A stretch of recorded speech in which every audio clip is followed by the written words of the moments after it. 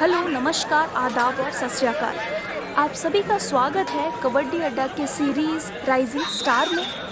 यहाँ हम नए खिलाड़ियों के बारे में बात करते हैं। तो आज आप जिस खिलाड़ी को देख रहे हैं उनका नाम है नीरज नरवाल।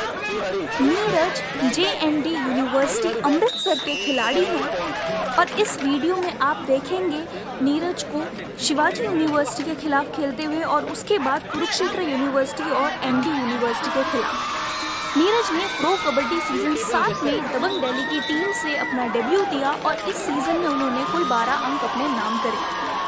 इसी सीजन में नीरज ने एक सुपर 10 भी लगाया। तो मेरा पहला सवाल आप सभी से ये है कि नीरज ने किस टीम के खिलाफ अपना पहला सुपर 10 लगाया। अगर आपको इस सवाल का जवाब मालूम है तो जल्दी से आप नीचे कमेंट सेक्शन में जाइए और अभी के अभी इस सवाल का जवाब दीजिए। अब बात करते हैं हम all India inter university kabaddi championship की, जहां नीरज नरवाल ने अपनी टीम JND यूनिवर्सिटी अमृतसर के लिए एक लीड रेडर के रूप में खेला और 45 अंक सिर्फ 6 मैचेस में लेकर आए और इसी के साथ JND अमृतसर दूसरे स्थान पर रहे इस टूर्नामेंट के दौरान। कथुआ गांव सोनीपत से आने वाले नीरज नरवाल से हमारी हाल ही में बात हुई।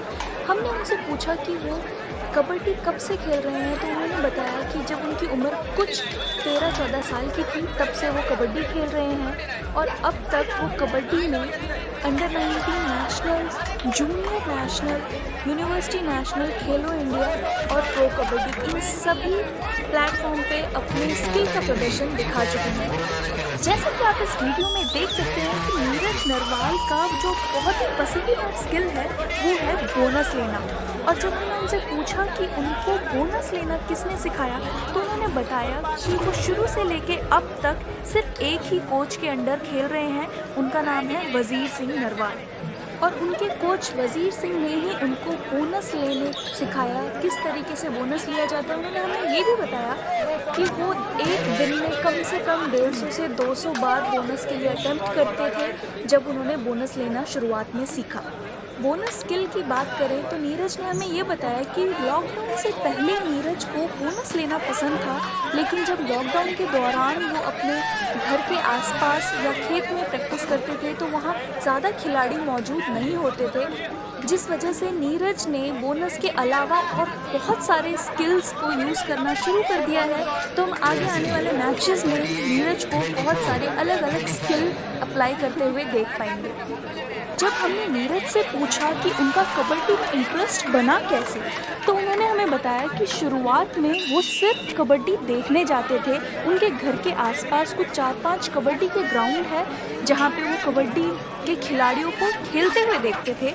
उसी समय उनके कोच जो वजीर सिंह, जिनके साथ वो अभी भी खेल रहे हैं, उन्होंने नीरज को खेलने के लिए अपॉर्चुनिटी दी। नीरज ने शुरुआत में सोचा कि मैं बस सोचूंगा पर टाल दूंगा, लेकिन नीरज के जो कोच हैं उन्होंने उनको ज़बरदस्ती खेलना शुरू करवाया और जब खेलना शुरू हो गया तो नीरज ने एक रेडर के तौर पे नहीं बल्कि एक लेफ्ट कवर डिफेंडर के तौर पे खेलना शुरू किया। लेकिन कुछ समय बाद उनके कोच ने ही उनको सजेस्ट किया कि तुम रेडिंग करना शुरू कर दो क्योंकि आप एक बहुत अच्छे रेडर बन सकते हैं। और बस तभी से नीरज का कबड्डी और रेडिंग का सिलसिला शुरू हुआ। नीरज ने ये भी कहा कि शुरुआत में जब उन्होंने खेलना शुरू किया था तो वो इतने सीरियस नहीं थे कबड्डी को लेकर। उन्होंने कभी ये नहीं सोचा था कि वो एक कबड्डी प्लेयर बन सकते हैं। लेकिन उन्होंने हमारे साथ एक इंसिडेंट शेयर किया कि उनके पिताजी को आके किसी ने बोला कि आपका बेटा कबड्डी प्लेयर नहीं बन सकता, उनका खेलना छुड़वा दीजिए। और वो बात नीरज को दिल पे लग गई। तभी नीरज ने डिसाइड किया कि अब मैं अपना करियर कबड्डी में बनाऊंगा और इन सभी को अच्छा कबड्डी खेल कर दिखाऊंगा।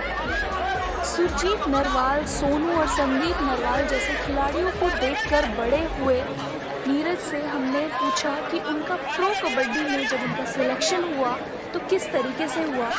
नीरज ने हमें बताया कि उनको कहीं से इन्फॉर्मेशन मिली थी कि दिल्ली में NYP के ट्रायल्स हो रहे हैं और उसी समय नीरज ने दिल्ली ट्रैवल किया अपने गांव से और वहां जाके ट्रायल्स दिए।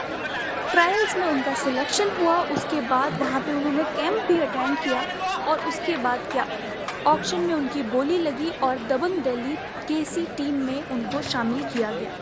फिर हमारा अगला क्वेश्चन उनके लिए ये था कि उनको जब वो पहली बार प्रो कबड्डी के मैट पे उतरे तो कैसा महसूस हुआ और वो पहला मैच जो था उनका कैसा था। तो उसके जवाब में उन्होंने हमें बताया कि शुरुआत में उनको बहुत डर लगा। एक तो वो सब्स्टिट्यूट रेडर के रूप में उतरे थे और मैच की स्थिति भी ऐसी थी कि उनके लिए वो बहुत डिफ़िकल्ट था। इतनी सारी लाइट्स और इतने सारे ऑडियंस के बीच में जहाँ उनके गांव के लोग भी उनको खेलता हुआ देख रहे हैं। जब उन्होंने पहला रेड किया तो उनको कैच लग गई, लेकिन अगले ही रेड में उन्होंने एक सुपर रेड लगाया और उनका हौसला बहुत बढ़ गया। उसके बाद उन्होंने सुपर 10 लगा दिया और उन्होंने ये भी बताया कि जिस मैच में उन्होंने सुपर 10 लगाया वो मैच उनको हमेशा याद रहेगा। अपनी कबड्डी जर्नी बताते हुए नीरज ने हमें ये भी बताया कि शुरुआत में उनके फैमिली वालों ने उनको सपोर्ट नहीं किया था। उनकी फैमिली में सिर्फ एक ही इंसान था जिन्होंने उनको शुरू से लेकर अब तक सपोर्ट किया है, वो है राजेंद्र सिंह, जो कि उनके अंकल हैं और वो एक रेसलिंग प्लेयर हुआ करते थे। नीरज ने ये भी कहा कि जब मैं मेडल्स लेकर आने लगा घर पे तो मुझे मेरी फैमिली ने भी पूरा सपोर्ट देना शुरू कर दिया। हमने नीरज से एक सवाल पूछा कि एक कबड्डी खिलाड़ी बनने के लिए आपके अंदर क्या होना बहुत ज़रूरी है। तो नीरज ने हमें बताया कि अगर आप एक कबड्डी खिलाड़ी बनना चाहते हो तो आपके अंदर हौसला होना बहुत ज़रूरी है। अगर आपके अंदर हौसला नहीं होगा तो आप डरेंगे और आप खेल नहीं पाएंगे, क्योंकि कबड्डी एक ऐसा खेल है जहाँ पे आपको डरना बिल्कुल भी नहीं है, आपको सामने चढ़ के लड़कर खेलना है। इस वीडियो में हम आपसे एक सवाल पहले ही पूछ चुके हैं कि प्रो कबड्डी सीज़न 7 में नीरज ने किस टीम के खिलाफ अपना सुपर 10 लगाया था।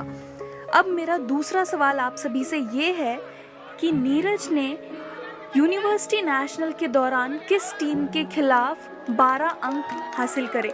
अगर आपको इस सवाल का जवाब पता है तो आप अभी कमेंट सेक्शन में जाकर लिखिए, और अगर आपको नहीं पता तो मैं आपको एक हिंट दूंगी कि आपको कबड्डी अड्डा के वेबसाइट पे जाना होगा और वहाँ आपको इसका आंसर मिल जाएगा।